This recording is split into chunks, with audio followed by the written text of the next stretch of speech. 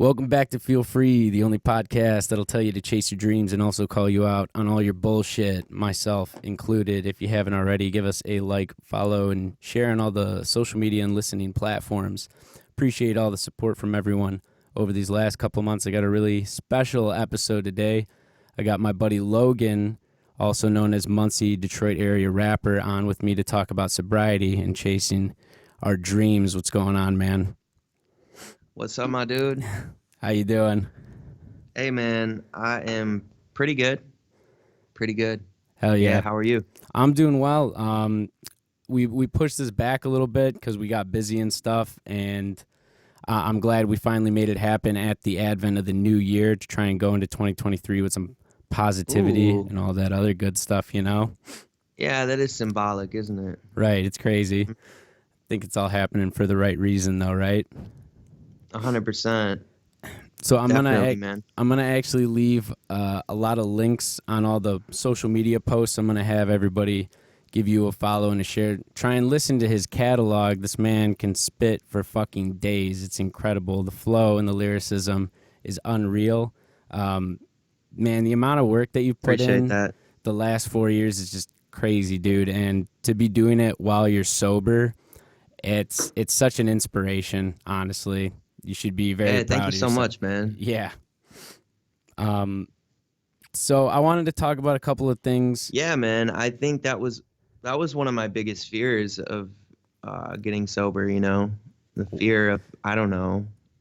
I felt like for a long time, a lot of my creativity came from altered states of mind. Right. That's actually something that I had to deal with too, because I put out a couple rap songs, but I can't really say that I've actually grinded in the industry. And it's funny because the industry is, mostly party and drugs and this very shallow lifestyle that, I just wanted to make music that inspires people to be better or to just talk about feelings, emotions, or whatever. And it was hard to find people who wanted to work on music that didn't want to get fucked up, because that's just a huge thing with being an artist, right? Like you just said, trying to stay creative when you're getting sober is a really difficult thing. But I wanted to ask you, when did you realize that you wanted to be a rapper? I was 13 years old. I had done many different sports as a kid, I guess. I was a very adventurous and curious kid. I mean, very imaginative from the time I was little. I mean, I wrote fantasy stories when I was in third grade. I was really fascinated by things outside of the norm, I suppose. So I never really stuck with any sports. I didn't have the discipline at those ages that I guess was expected of me.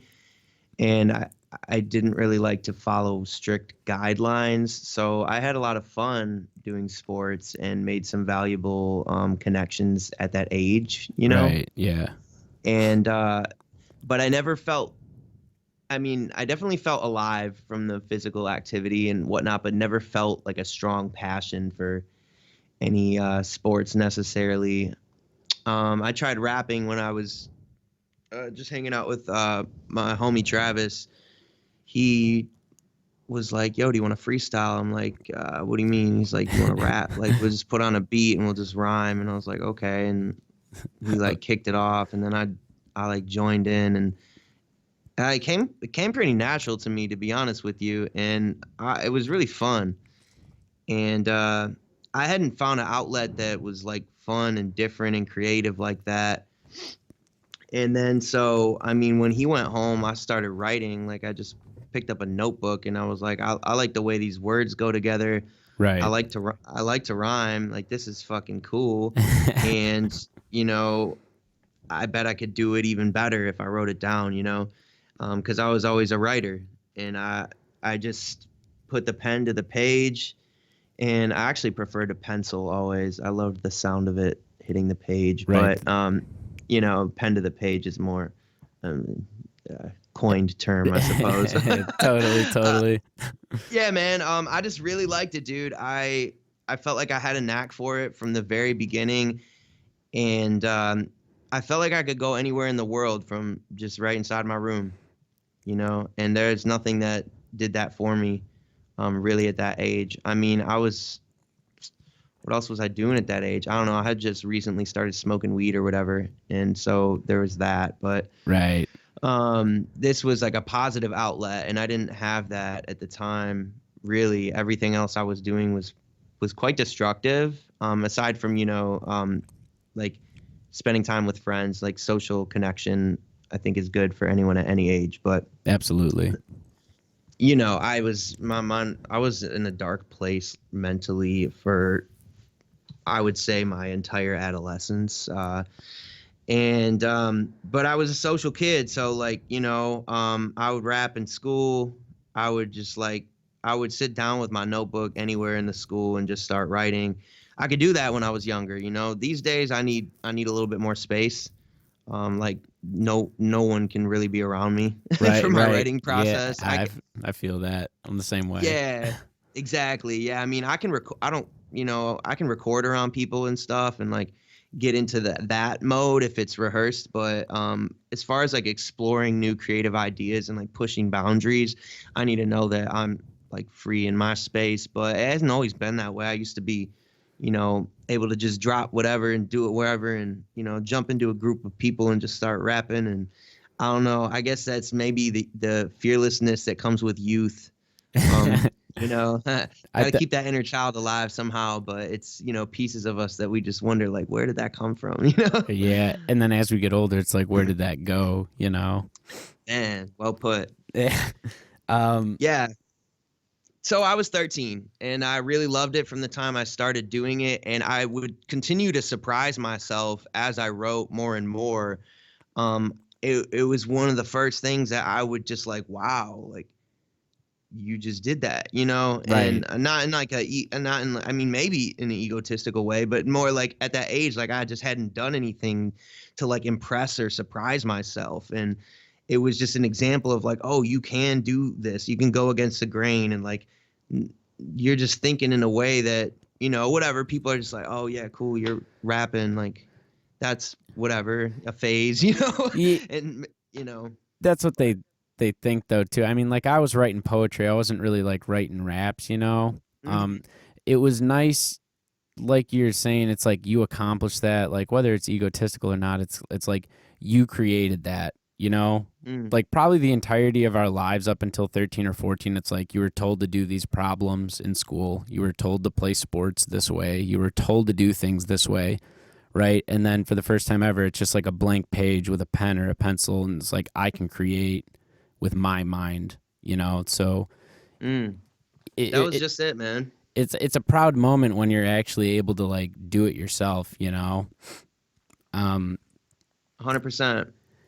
I think it's just fucking crazy to like start at that age like doing something and then not giving up on it, because I hear a lot about people our age or even older, and they're like, oh, I really wish I stuck with this, like hobbies and stuff. And it's like once you like really truly love something, like you just never stop doing it. Like I'll always like be rhyming. I'll also always be like Mhm. gloving with my hands, even though I don't like glove that much anymore. You Oh, know, yeah. so Yeah. it's just like a piece of you at that point, right? Yeah, habits are powerful, man. And at a young age where our brains are so neuroplastic, we're really we're really attaching to like our continued practiced behaviors, so I didn't know that age, like every time I wrote a rhyme, every time, every time I sat down to do that, every time I rapped, it would become more of just a natural inclination to me. In my later years, when it's like less feasible and more difficult to allocate the time toward it, Right. because in our younger years we don't have responsibilities as much. We don't have so many things that are demanding of our time and energy. And so I do encourage, like, for the young people listening, like really what you're doing, the younger you are, the more that what you're doing can shape who you are, and that's not to say I don't want to discourage anyone that's even our age. Like, how old are you, John? 29. 29. Okay, I'm 28, so we're the same age. Right, People of right. any age, you know what I mean? Like the more you do something, the easier it's going to be to do. But just generally speaking, like from a scientific perspective, our brains are more neuroplastic at a younger age. Correct. And, and it does get harder as you get older. So I think that explains why a lot of people kind of let things go, put things down, because it's easier to kind of just step into or settle for like our comforts and You know, pleasures, I suppose. our 9 to 5 work style, come home, eat, watch TV, tired all the time. But it takes that extra drive at the end of the day. It's like trying to learn like a new language or a new instrument, picking up an old hobby, or even starting a new routine of like, going to the gym, playing a different sport or something like that. It's like you have to try a little bit harder as you're older. And Hmm. most of the people listening to this podcast are also in their 20s or 30s also. So we're Sure, also sure. so we're also talking to some people that are looking for a little bit of motivation in trying to change their life for the better. If we do have some younger listeners out there, like I the advice I'd give them probably the same as you is just like you got to just like do it. You got to do everything. You got to keep Yeah, definitely don't worry. Like, right. but I mean, yeah, to be mindful of that. I mean, I didn't have anyone telling me that at that age. There was no mentorship. Yeah, same here. Yeah, I was just kind of doing my own shit. It was like trial and error at that age for me. Mm. And well, it got a little more difficult when I started mixing my creativity with the substances, right? And Yeah. So, hmm I was gonna say it became a little reliant on it. Like once I had a taste of like using substances and being creative, I'm like, oh, this is awesome. I'm like pushing every envelope possible, right? And then as the years went on, I found that my creativity got extremely stale, right? Mm.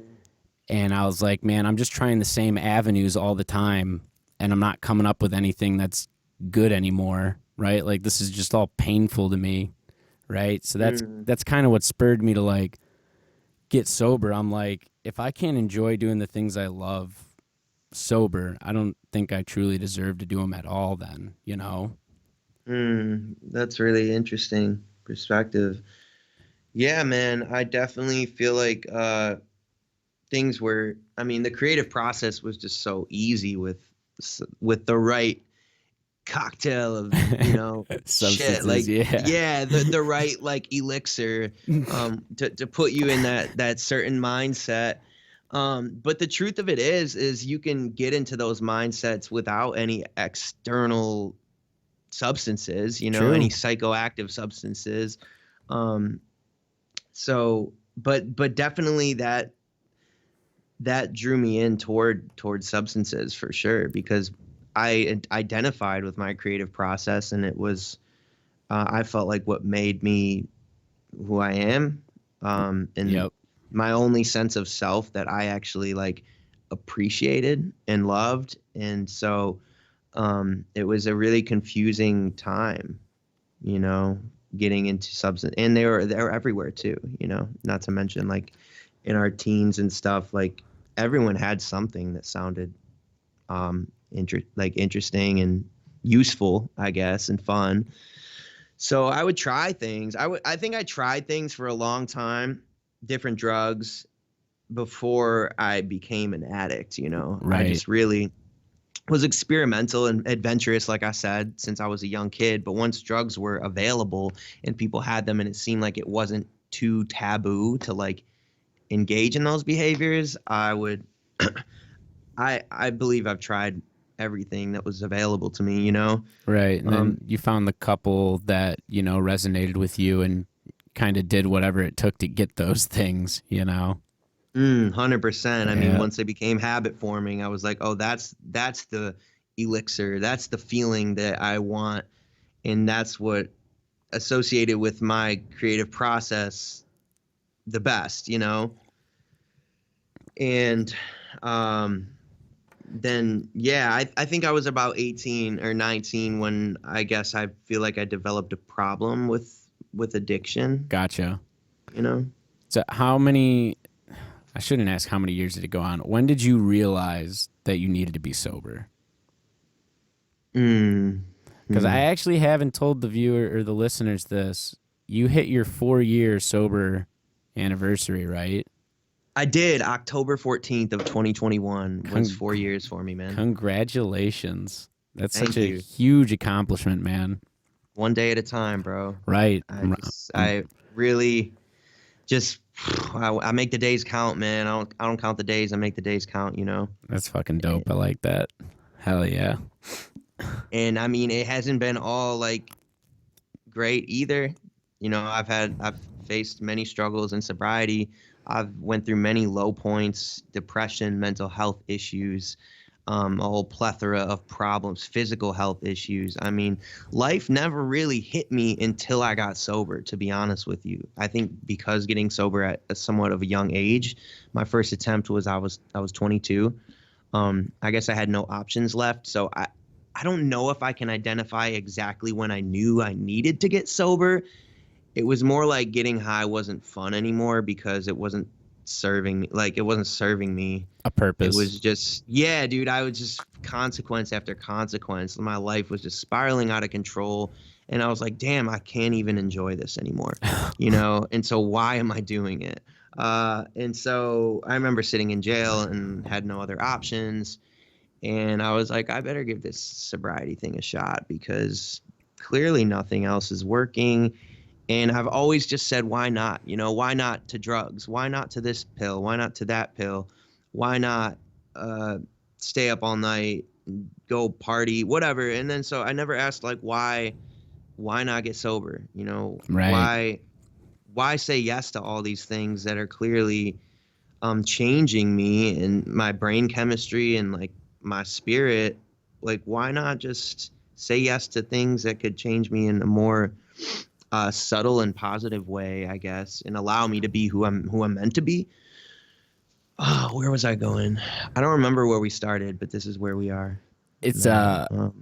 we were talking about when you realized you needed to be sober, and you're saying like, well, I basically said why not to everything in life except for the one thing that was actually going to bring me, mental peace or emotion or just peace in general, right? Like it just so happened to be Yeah, that one decision was actually going to be probably the most difficult one you've had to face.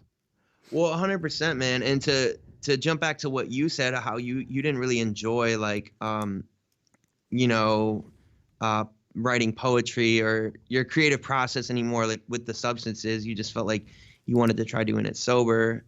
Right. And I don't know, to jump back to that, I just felt like I couldn't keep doing it because I didn't know what it was like to be sober. So I didn't really have any options, like I said, and I needed to try something different. Life was not going my way.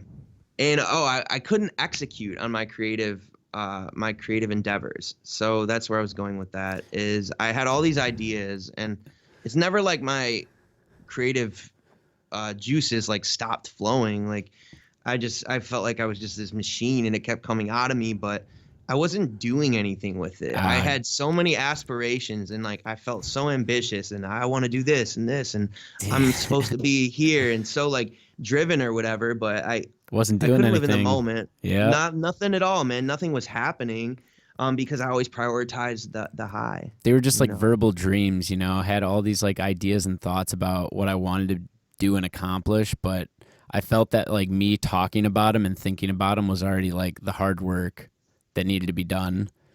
Dude, 100%, man. And that's, yeah, right. And you get like being high from, you know, being high, your dopamine levels are so elevated that just even thinking and talking about these things that you want in your life is enough of a reward that you don't actually go do it because you feel good Right. enough from thinking about it, you It's like know? your imagination like actually made the future a reality in your head. You're like, I already did that or I'm already doing it. So like I don't need to do it actually.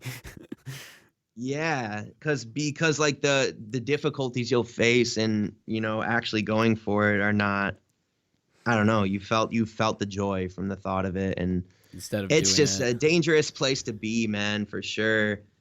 And So I don't know, man. If if there were no consequences for getting high, I wouldn't have got sober. Right. Like, I didn't like that it was ruining all my relationships. I was putting myself in positions where I was lying to people, Right. and that was becoming so natural to me for years and years, and Then you're lying to and yourself, lying to lying to everyone around. myself. Yep. And like in my teenage years, I don't think I felt any like self-conscious aspect about lying, or I didn't feel like any struggle with like identity and like a need to be like brutally honest, but as Yeah. I got, I don't know, man, I guess my early 20s, I guess you're growing into being a man, and like you're an adult now. You're seeing adults in a different way, and you don't want to lie to people, man. I don't know. I couldn't do it anymore. I couldn't look myself in the mirror and like just keep. Not to mention like keeping up with all the lies, Oh man. God. It's Yeah. just terrible, dude. It's a terrible place to be in, and no, I didn't. I was just burning everything down, man. And I just wanted to have like good, healthy relationships with the people that I knew loved me. That's to keep it simple. Like that's something that I longed for when I was getting high that I didn't have. And so when I got sober, I started to rebuild those relationships, and that felt really good. Right. Because you knew you had it in you all along, and it's like you're surrounded by all these people that obviously love you. Otherwise, they wouldn't be around you, even in your darkest hour. And after all those lies, you're like, okay, if I'm going to be truthful with myself right now, you're going to take the time to rebuild these relationships because they're that important to you. Mm-hmm. And I'm 3.5 years sober. I'll be coming up on 4 in May. And it's not even Congrats, comparable. man. Thank you. I appreciate it. It's like looking back, it's not even comparable to what I was before and who I am now. It's like it's so much hard work and it's so worth it. And I just hope I can keep inspiring people who have ever felt like me or you in that position to like maybe listen to this and be like, you know what, I can get sober Dude, and I can chase my dreams. 100%, man. And I'm really glad you brought that up, and I think it ties into um like you talked about who you were in the contrast of like who you are now.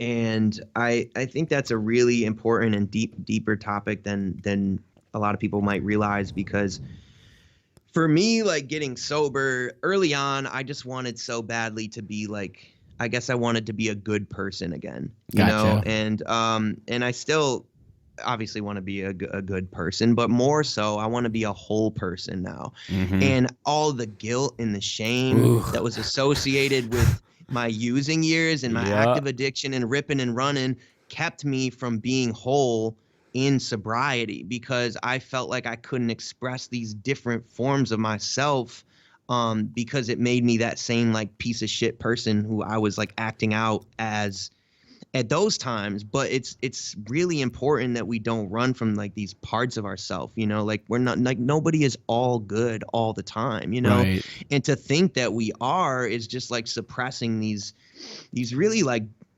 uh exquisite parts of ourselves, like the shadow side, like really becoming one with like our, like integrating our shadow, becoming one with our dark side. And that's hard to do for addicts, because we just associate it with so much shame and guilt, like I said. And it's hard to like break that association, and just allow ourselves, and that's why I think a lot of addicts struggle with like assertiveness. I True. know I do. I don't like particularly love confrontation, but I'm getting better at knowing when it's appropriate and Right. not taking it, like not internalizing it so much. Like we can have a discussion, a debate, and a great conversation. I don't have to like take it away and be like, oh, fuck that guy, or why does he think that? Well, he must think I'm just Like this way or whatever.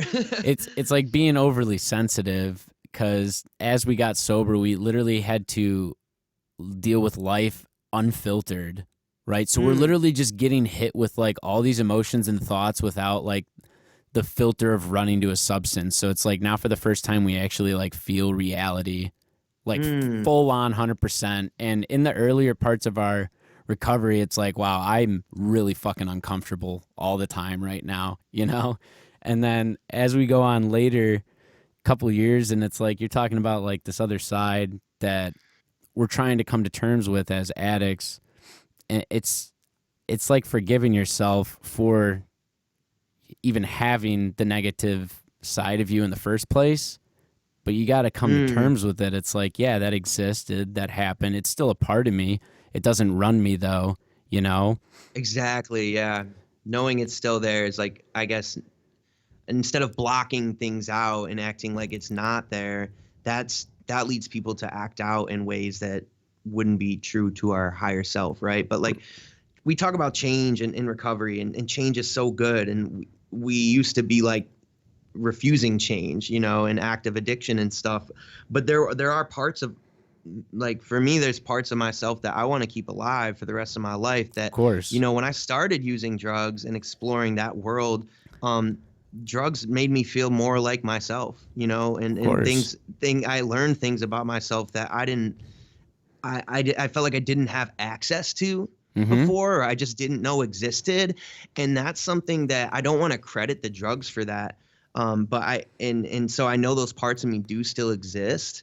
And I think that exploring that can be really healthy, and just keeping that inner child alive, man. And I guess that comes with, you know, I mean, I'm not a fucking therapist, but like doing healing work and stuff. And, you know, I do want to continue to explore that and keep those parts of me alive and well, because that ties into the creative process, you know, creativity and recovery.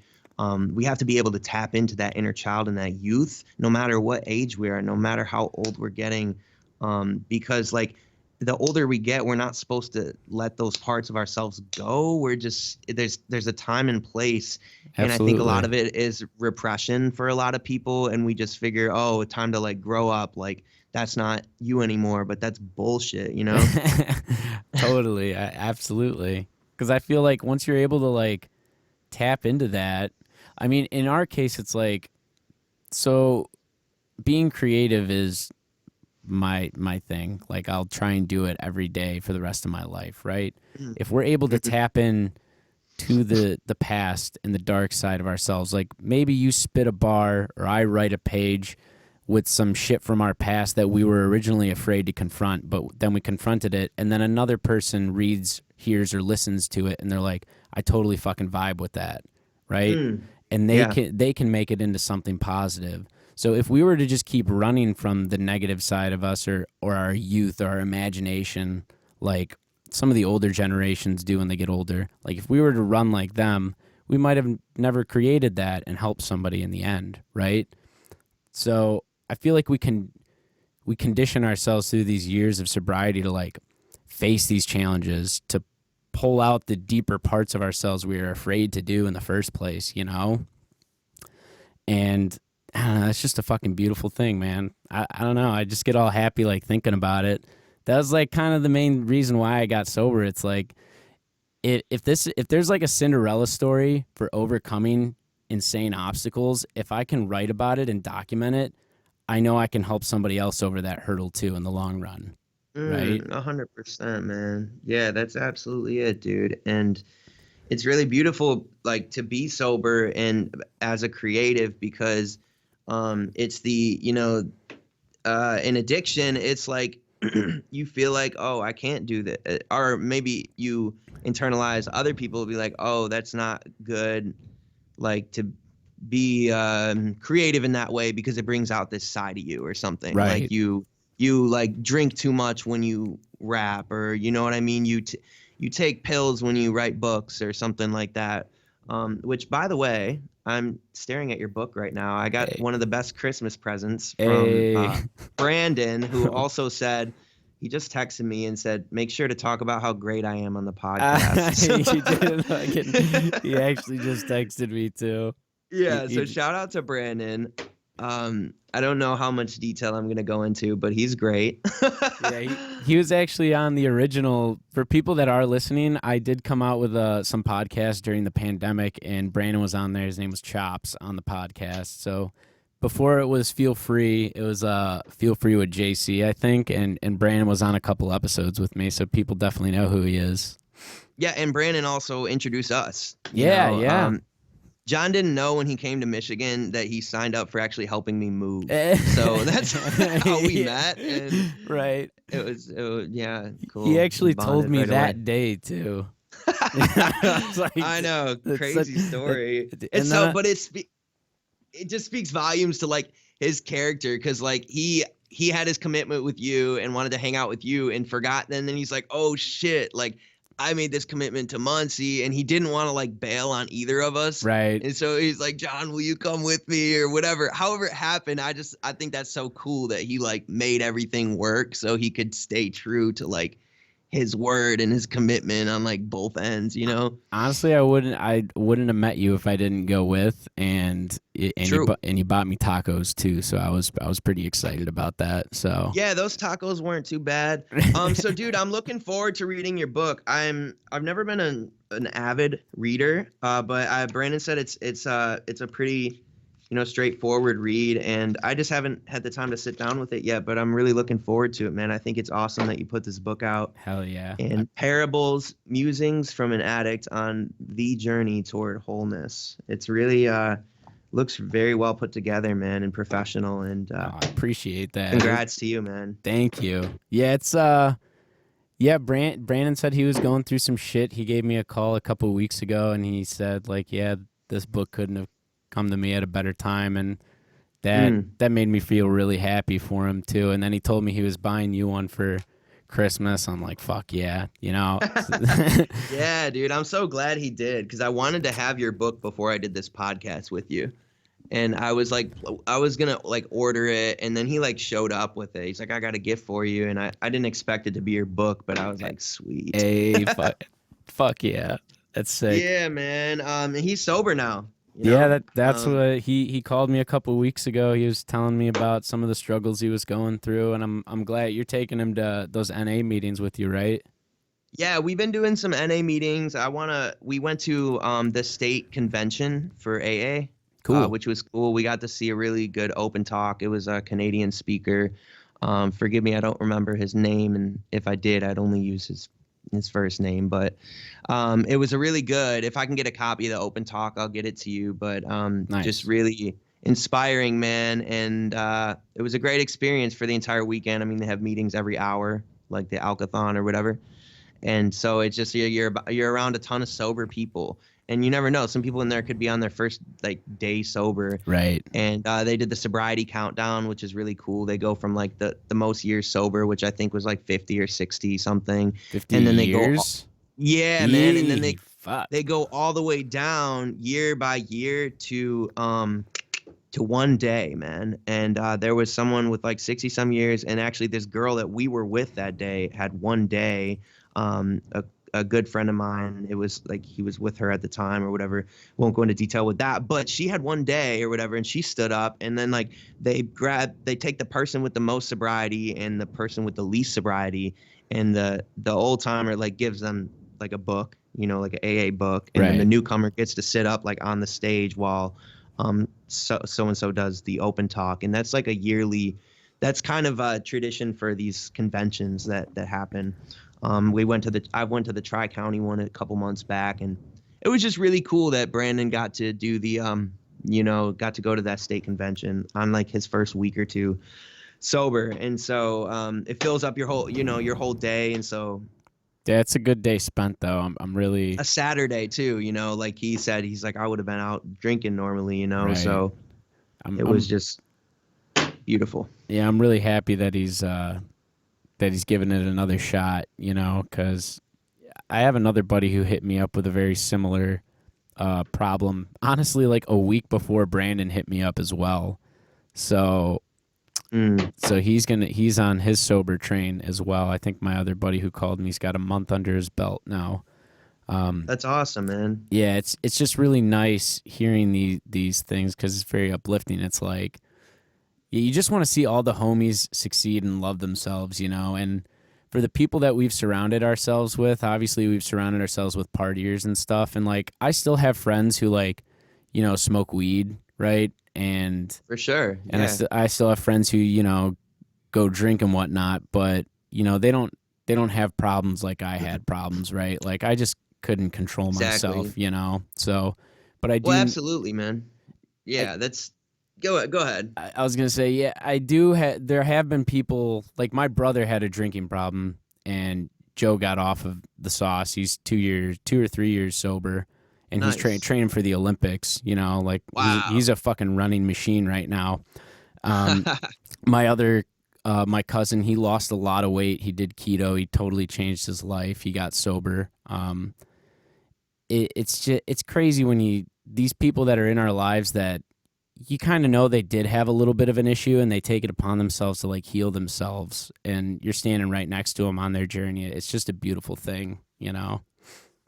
Yeah, man, it really is. And that's for, kind of for everyone to figure out for themselves, like you said, I definitely have friends that I still consider some of them really good friends that, Right. some of them party and some of them drink and maybe use whatever, maybe even too much. I don't know because I don't look into it because quite honestly, like I don't hang out with these friends, As very much, yeah. often. Yeah, like Yeah. if I run into them, like it's all love. We'll have great conversations, most likely. True. But I'm not like going to hang out with people that are still living that life necessarily. Right. Because I need to allocate my time toward the life that I'm trying to live, and that's no disrespect. Absolutely. It's just where I'm at, and that there's so much that I want to do, with the time that we have here, on earth. And that's, like I said, it's for everyone to figure out for themselves. And but getting sober for me, like you said, like we're the ones with the problem. So like I'm not early sobriety. I didn't understand, like everyone, I almost was like, why do people party or whatever? Why? And like I like I was like, why? I don't know. I guess I tried to like push it on people or whatever. Early sobriety, like almost on this like hilltop or something. And then like as time went on, I just realized it's allowed me to love people for who they are, just who I am. It's allowed me to be more of myself and love people no matter where they're at and what they want for themselves. Because like some people don't want to get sober and some people don't Right. have to get sober, and True. I will love those people for who they are, and like who they are to me in our relationship, and the rest is kind of like for them to figure out, and it's not my place to decide for everyone. And I guess I just lead by example. If people want to get sober, I do feel like I can be an inspiration and a light.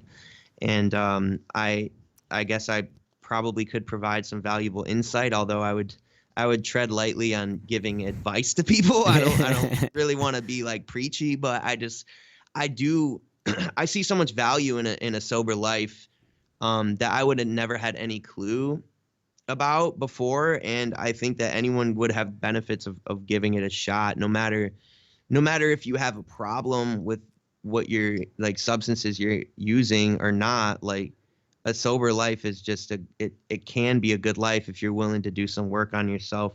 But if you're not willing to do some work on yourself, you probably shouldn't try getting sober. Right. If there's work that needs to be done, like if you're like a whole person and like you don't have any like resentments or like character defects that you haven't like owned up to and like realize about yourself, then like you're fine. But if True. you have a lot of shit that's built up inside of you that like you haven't faced in years, like getting sober is not going to be as simple as just saying I'm done, Yeah, because you got to do the work while you're in it. yeah, I mean you can do that. You can just drop it and you might stay sober even for the rest of your life, but you're not going to learn about yourself like when things surface. Like we use and drink because whatever, things surface, right? And that we're not ready to face or we don't know how to face.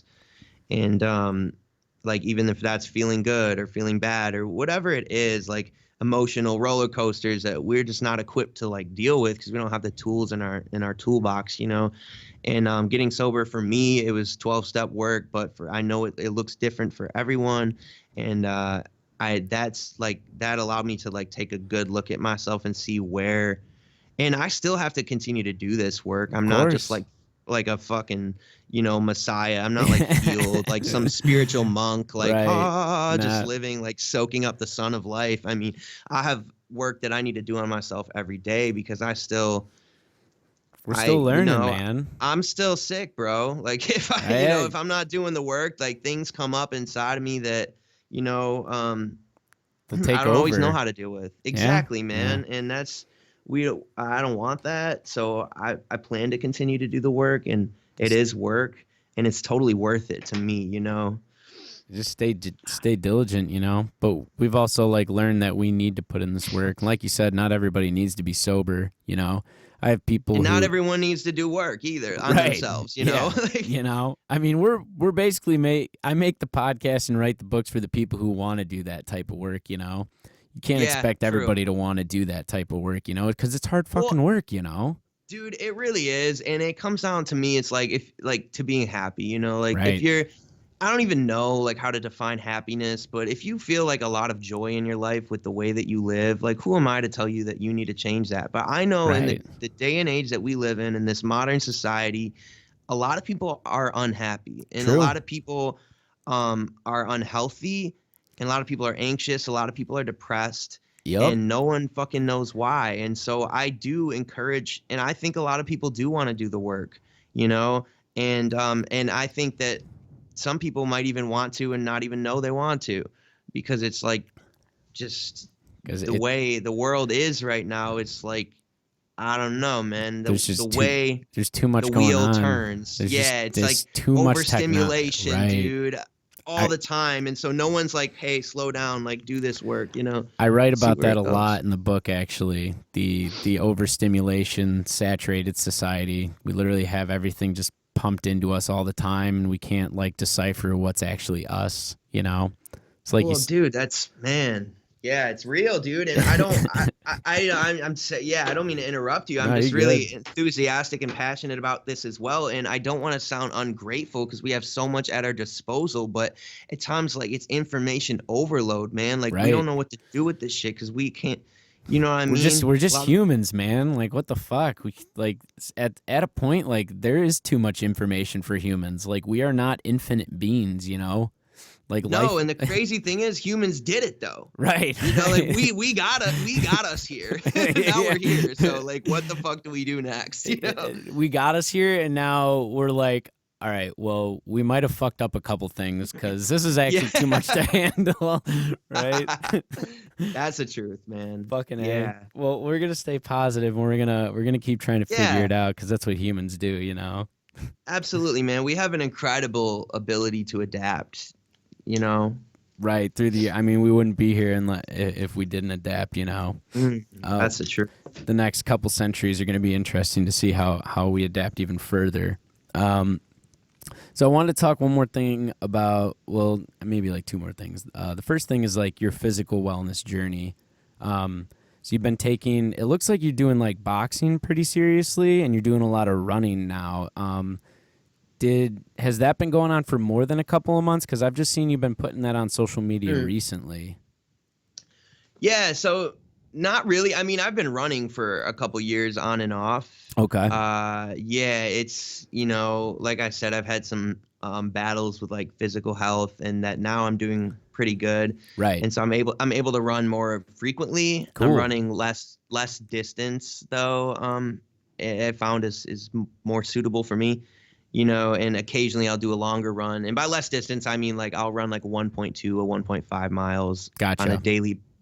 basically a daily basis. Yeah, Like that's good though. That's a almost really, every day. yeah. Yeah, and I used to try to run like a 5K 3 or 4 times a week, and I was feeling a lot more drained from that. So the reason I exercise and work out is because I want to feel good and I want to optimize my health, my sense of well-being, and my rate of progress like across the board, you know. So if I'm True. exercising in a way that's setting me back, like I should look at that, you know, because it's Right. gonna feel like I'm doing something right. Like, why am I working so hard and not seeing any results? Like, I'm not talking about physique. I'm talking about why do I feel like shit? You Right. know what I mean? And that Yeah. that was happening for me, dude. And I took a step back and started to learn more about exercise. And you know, a podcast I'll recommend to you and everyone listening who is interested in like health and wellness from a scientific perspective. And John, you may be familiar with this Yeah, hit me with that it. I've been really into lately is the Huberman Labs podcast. Is that Um, the what's his name? Huberman, So right? his name is Dan Huberman, Yep. and he is professor of neurobiology and Yeah. ophthalmology at Stanford. Yeah, he But shows in up on my his TikTok all the time. I I mean, dude, listen. he's dropping gems, bro. I Right. swear to God, Hell it's yeah. listening to what he has to offer has really changed my life. And I've been listening to his podcast for a couple months, but not to veer too off topic. Just on the subject of like the physical wellness journey. Right, right. His podcast has been a great resource to me, man, and I'm going to continue to listen to it. And I'm applying it to my life, and I'm seeing like rapid results That's and awesome. changes take place. Yeah, man, it's really cool when you see something and you learn something and then you try it and you see that it works and you're like, oh, it's that simple, you know.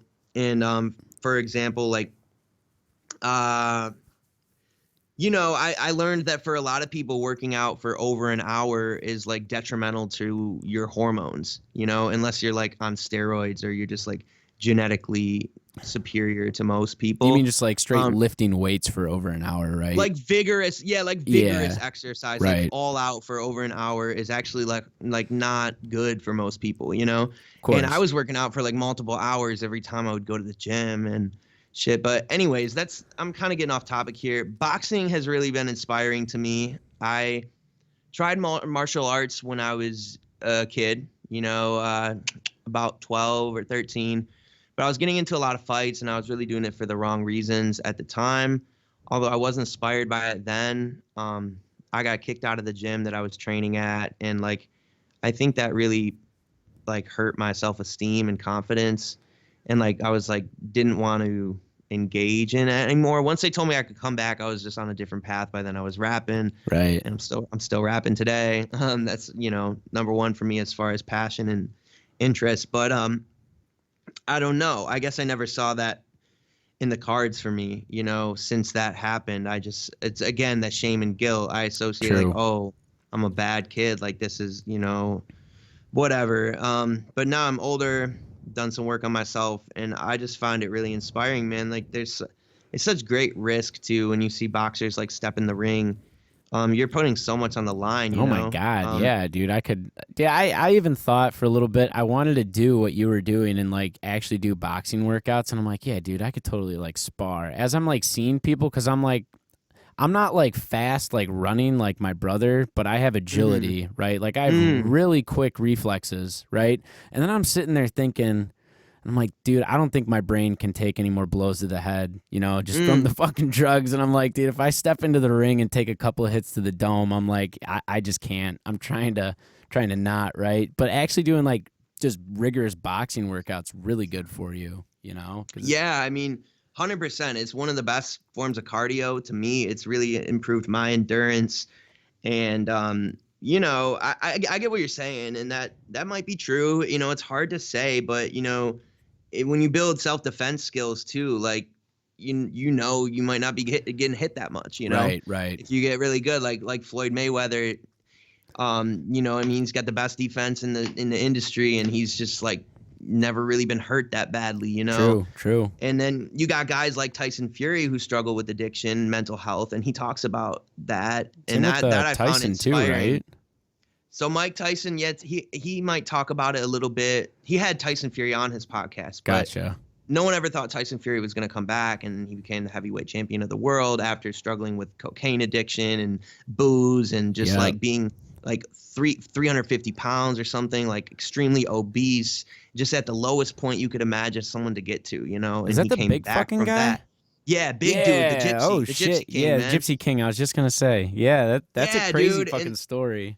that's what I'm saying. And I mean, and he grew up around boxing, like his father was a boxer, so he's been in gyms his whole life. So there's that, but there's something about it that like to me is like taking the chance to I don't know, to just be better. Like it's such a simple, and I'm not saying it's easy. Nothing about it is easy. Right. I've only been doing it for like 10 or 12 weeks. And I mean, I really love it. I don't know if I'll fight, if I do, I'm definitely going to walk out to my own song. But Fuck yeah. You that's better. motivation right there to me. Right. You know what I mean? And, but it's a simple, like, um, way of like, oh, doing better, being better, taking a risk, and like, I don't know, like stepping into your higher form of yourself.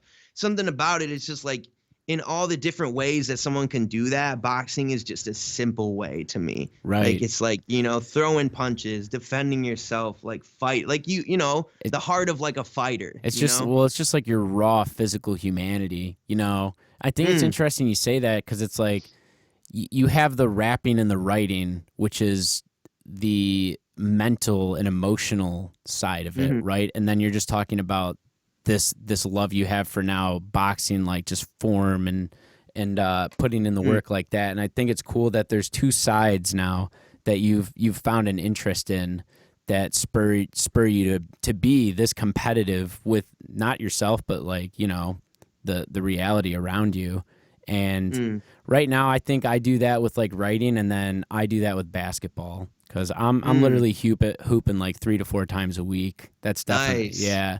I've been that way for the last like 2 years too, and I'm constantly watching like Kobe and MJ and Derrick Rose film, and going to the gym and playing fives, and then also going there when no one's at the gym and working on dribbling and shooting drills. Like it's just nice when you have that physical activity to like get better at. Like Yeah, yeah, it's just it is. it's fucking nice, once you find It's something cool like that. because it is, man, and it looks different for everybody, but it's cool because I know how I get with like idle time and idle hands. And you'd think like as a musician, oh, like I'm not busy, I'm gonna be working on music, but that's Nah, not it's always not. the case, No, like you can't make yourself creative. You have to.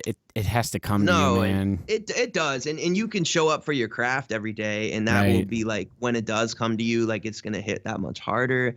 And I True. do show up for my craft, and I love music, but it doesn't express that physical form of That. movement is super important, man, for creativity even. Uh I've huh. been learning. And that's a form of movement that I just really took to, and I just think it's cool, and I think it's badass. It's good. Boxing, Good. anyways. It's a good routine to get into. I'm looking forward to hearing how it feels when you have a year under your belt. It'll probably honestly like change your whole perspective on life. Yeah, what is it? The first? Maybe we'll do a podcast next year on the first. If you're I'm down. fucking down with that. I'm gonna write that down. Sick. Yeah, All and then right. we'll talk about what we accomplished this past year and what we're gonna do the next year again. How about that? Yeah, so in absolutely, man. And the one more thing I'll say about, the boxing and the physical wellness journey is you've heard some of my music and the uplifting aspect of it. Right. And like I just like you, man, I'm out to inspire people.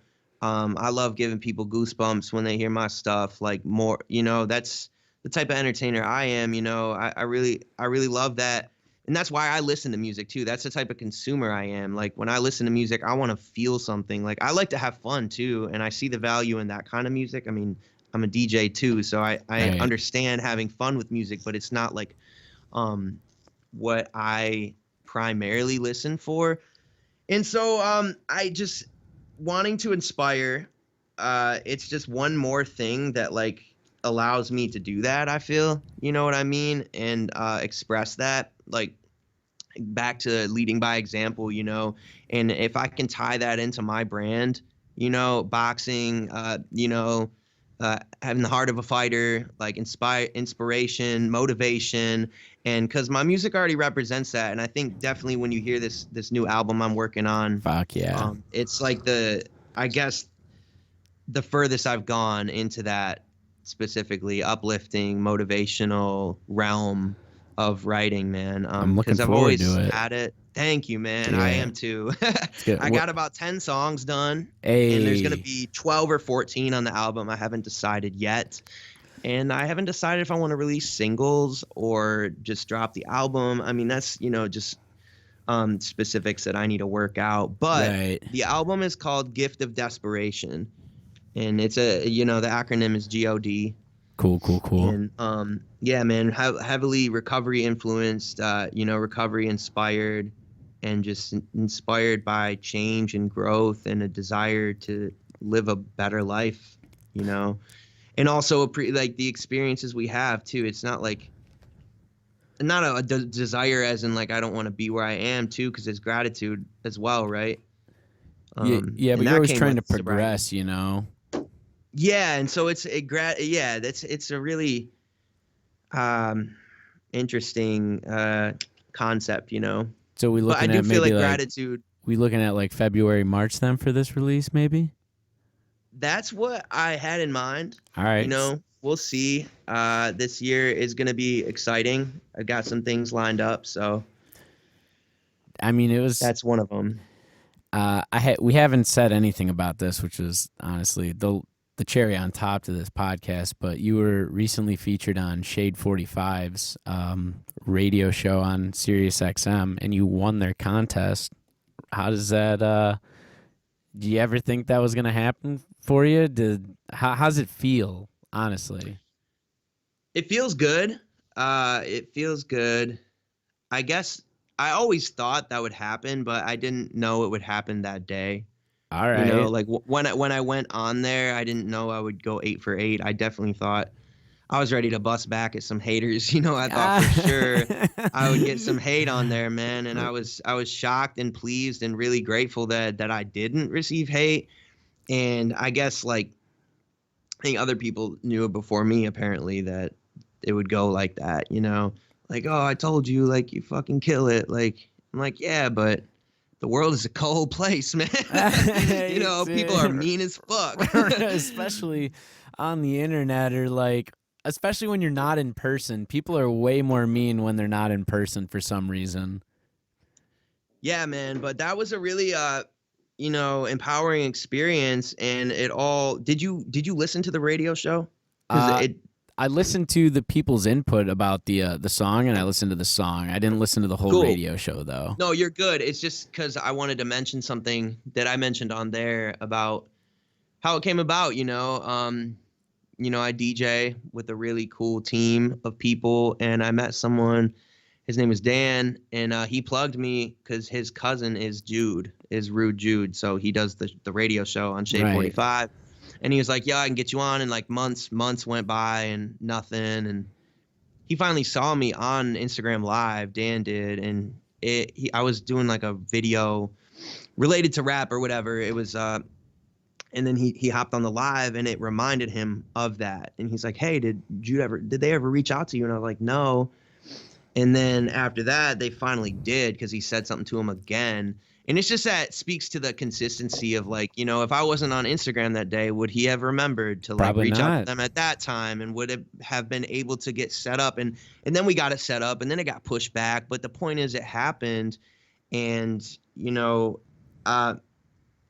even meeting Dan, I met someone that introduced me to Dan, and I met someone that introduced me to the someone that introduced me to Dan. And it's just showing up to these places and having conversations with people. Like, you just never know who's going to lead you to the next person that could, you know, impact your life. And I'm not saying like other people are, I'm not saying like, how do I put this? Like just showing up for your life and being like true and being real. Like people influence you and impact your life in different ways, and you never expect it. Like I didn't meet him and be like, "Oh dude, like please get me on the radio show." Right. But I did show him my music, and he's like, "Oh, I'm going to see what I can do for you." And I was like, "Cool." I didn't expect it to happen. I wasn't like, "Yo, what's up, man? Why didn't this happen yet?" Like, Yeah. because I just think he's a cool ass dude, and I was really grateful to come across him and meet him on my path. And I I'm think that's glad, because think that's just how life's supposed to happen. You know, you're just like in the right place at the right time, but you went and you didn't like overly want it to the point of being like thirsty, but you're just living your life casually, doing you, living you to the fullest, and then like something like this comes around and you're like, "Oh, this is fucking dope. I didn't expect it." But then you start to understand like, "Oh, all my hard work is more than paying off than I anticipated at this point, honestly." You know, at that's that point, right. exactly. And it was just one thing that it was validating to have that experience, and it was cool, but it's just a snapshot in time, brother. Like True. you know what I mean? It's over so fast, and that's why we cannot lean on like One thing. external circumstances and rewards for our like validation, because that's a dangerous place to be in. And Right. it needs to come from inside of us, because the work continues, and that you can't ride those highs and expect it to be like And permanent, because it's not. it's not. No, it's not. Like I could have just like wrote one book and then that's Mm, it, like everyone like congratulated me on writing the book. Oh, you said you're gonna do it and you did it. That's huge. And I'm like, yeah. But now I'm already thinking about the next book I'm putting out. And then even after that, the next one I'm putting out. And like more podcast ideas. It's like you have these like instances of like accomplishment and it's great, like you said, the validation, but it's not everything. Like I still wake up every day and I'm looking for another way to chase that dream even further than I already have been, right? And absolutely. it's just so rewarding once you find it. And we've put in a lot of work for it. I'm super proud and happy for both of us in that respect. 100%, man. Yeah, likewise. So Shade 45, that was big. I'm gonna post a link for your song also on my social medias for the one that won the contest. Thank you. Absolutely. And I was gonna ask you like what's next for 2023. You already just said that you're coming out with a new album. It's gonna be up in a couple months, hopefully. That's fucking Yeah, huge. so there's the album in addition, and I haven't blasted this on social media yet, because I'm I know I'm excitable, but I'm a pretty low key dude. So I recently submitted a song to win. So there's a conference, a music conference going on in Sandestin, Florida, and it's called Drill Down Level Up. And I had had some conversations with the man who is hosting this conference, and he owns a record label, and there's going to be a lot of great people there to network with. He's got some great connections in the music industry. He's done a lot of really fucking cool things in his life, and but he's a humble dude. And I met him on Clubhouse actually. I used to kick it on Clubhouse a little bit when the app first came out, and Right.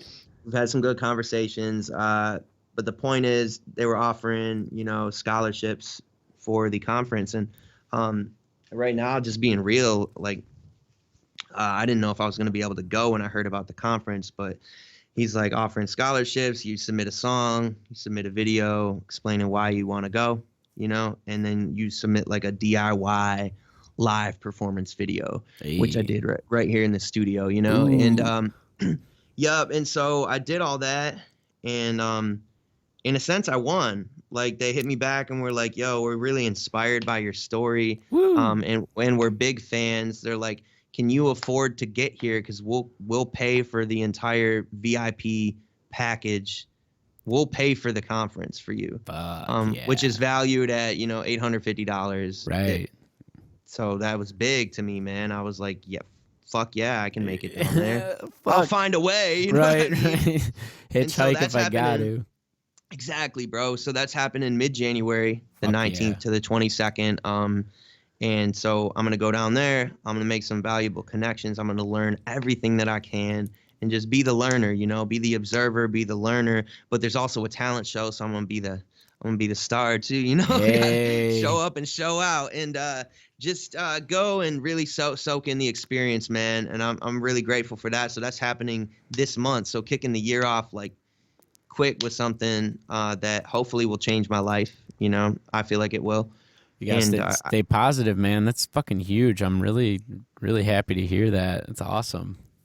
thanks, man. Yeah, I have a God good damn. intuition about it. And then the album, and so those are like my immediate plans for this year. And other than that, just continue to optimize, my health, my well-being, continue to learn as much as I can and apply it to my life in every way that I can, and also be there for people. Someone said that to me this year. Is I was like, "What's your resolutions or whatever?" And they're like, "Just all the things I said, but in addition, they were like, I want to be there for the my friends more and like the people in my life." And I thought that was really cool because I want that too, but I don't. And wasn't necessarily thinking about that at Right. the time because you're just thinking, oh, how can I change and stuff, and that I think that's powerful too, man, because just like we just talked about, like connections and conversations and social interactions can just take your life in a whole nother direction that you didn't expect to go.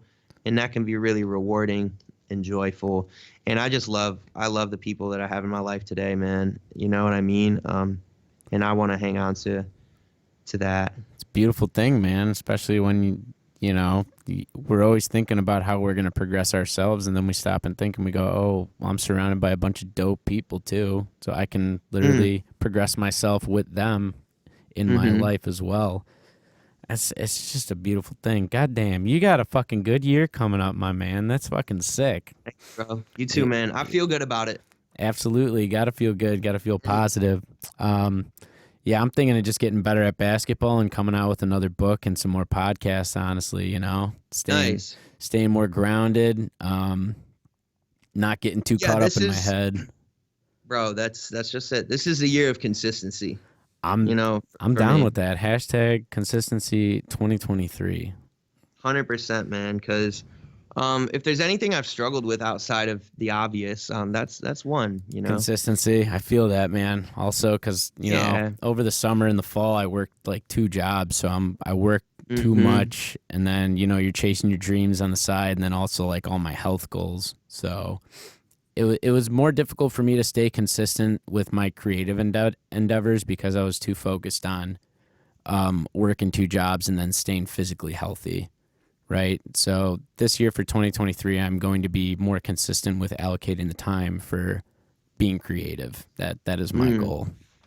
Respect. No doubt, man.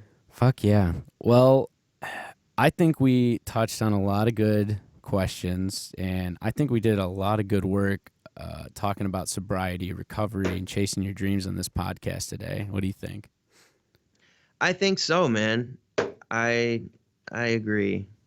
I had fun. I'll be hitting you up to come and talk after you get back from your Florida trip. How about that? I want to hear about how that goes. Yeah, we could talk, man, for sure. We could, yeah, definitely. I definitely look forward to that. And I'm really glad that you wanted to do this, man. It's been a while since I've been on a podcast, and we've never done one. So right. I was really cool. Excited, man. I'm really glad you came on to talk about this. Really excited. You're actually probably, out of everyone I've had on, me and you are probably the most, we've had the biggest struggles with addiction, I'd say. So I was really, really excited to have you come on here and talk about the subject with me. It really means a lot. I appreciate it, man. Yeah, absolutely, man. I mean, if there's anything else I can say about addiction, I would just say, like, to anyone listening that might be struggling, like, just, keep an open mind. Like, if you have people in your life that are sober that want to help you, like, just look for ways you can identify with them rather than ways that you might be different, because it's so easy to focus on our differences and of course why we're so like unique or whatever, because we all feel special, but we're also so much alike, and that's what brings us together. Right. Yeah, don't ever hesitate to reach out to people. I know I've told my listeners this also. Like, don't think you're going at this alone. We're really all in this together, and like you just said, we're more similar than different. So reach out to people. If you got some questions, reach out to me. I don't really care. I'll let you know how it is. I really appreciate you coming on and talking about this with me. I think we're gonna wrap this up though. If you guys haven't, definitely check out Muncy's catalog. He's got a lot of good rhythm and rhymes coming at you. I'll definitely be posting some links for you, so definitely hit him up with some shares and follows. We're going to come out with another episode a little later in the week. I really appreciate everybody coming out and listening. Feel free. You guys have a good start to your week, and we'll be back later. So peace out.